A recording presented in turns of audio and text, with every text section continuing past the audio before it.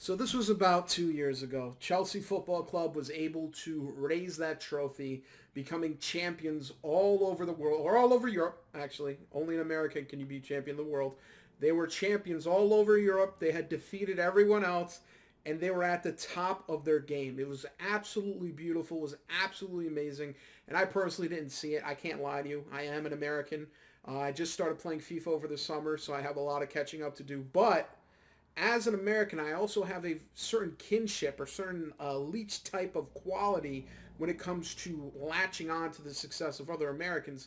And Christian Pulisic, who is a amazing player on Chelsea FC, is American. He's from Hershey, Pennsylvania, and thus then I have a connection to Chelsea FC, and it hurts. And it hurts right now. And the reason why it hurts is because in 2021, Chelsea FC was the Champions League winners, and now in 2022, some way somehow, Chelsea FC is number 10 in the Premier League. Like they're not even in the conversation at this point. Like they fell off super hard. I mean, you got teams here that I show speed don't even know exist, like Brentford, Brighton, Brentworth, Liverwurst. Like, who are these teams?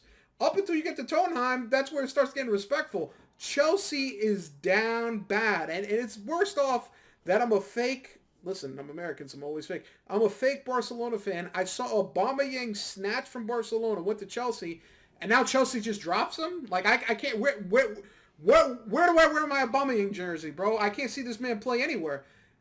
Now, this is where I started to wonder. I seriously was like, I don't understand, like, what is going on here? Why is Chelsea FC so bad? And then some things started to become a little bit more apparent, okay? Apparently, Chelsea FC's old owner, right, had stepped away, and new owners came in who were Americans. Now, as an American, I'm also have an ability to distance myself from Americans who are failures. Obviously, I have nothing to do with those people. I have no kinship with them. Christian Pulisic, I mess with him. These people, they're terrible. And I was like, why would Chelsea do that? Why would they get Americans? I mean, you saw what the Americans did to Man United, bro. They in the Europa League right now. They down bad. Well, not really. They're actually literally dominating 6 games in a row. But they could do better if Americans weren't there. And apparently, what ends up happening as a weird sequence of events, the reason why the new owners of Chelsea FC had stepped in the first place is because the old owner, the previous owner, a man by the name of Roman Abramovich, no relation to Ibrahimovic, had to relinquish his ownership of Chelsea FC because of his relationship with Vladimir Putin. So essentially this guy was a friend or a confidant of Putin, not a political entity, but he had a lot of money and was, thus then you're associated with Putin. And at the time that Putin decided to take a little bit of bite out of Ukraine, he's like, you know what, we have Crimea. Why don't we just go for more parts of Ukraine? Why not? That sounds like a great idea. You just do that, wake up and go to war. Because of that, multiple Russian oligarchs were getting sanctioned. They were getting punished. And one of these people was Roman Abramovich. I almost said Ibrahimovic. It's too close. Was Roman, right? So he gets sanctioned. He gets pushed out. And it's amazing because even though most people support Ukraine, they don't want to see Putin doing what he's doing. There was a lot of English fans speaking up for this guy Roman because they're like, dude, he got us to Champions League. You know how hard that is? Who cares what Putin does? This is way too hard to just skip over. Well, I think it's a bit unfair on the club because the government have taken taxes and revenue for 19 years. They've known the situation for 19 years, but now because there's a war, they're punishing Chelsea and punishing Abramovich. Abramovich has not been proven to be doing anything wrong, but they still sanction the club, so we can't go and watch our team that we've supported for 30 years. And they've taken it all away. But Boris Johnson was okay to take the club and the hotel to use for the NHS when there was a COVID crisis, yeah? But now Abramovich's money's no good. But it was okay then when he was giving Chelsea Football Club to the NHS for free, yeah? But it was too late. Because Vladimir Putin went to war with Ukraine, Roman had to give up the reins, And from there, these American individuals, I'm not gonna even say their name. They don't deserve it. These American individuals swooped in. They became owners of Chelsea. The first thing they did is within 2 games, they fired the head coach.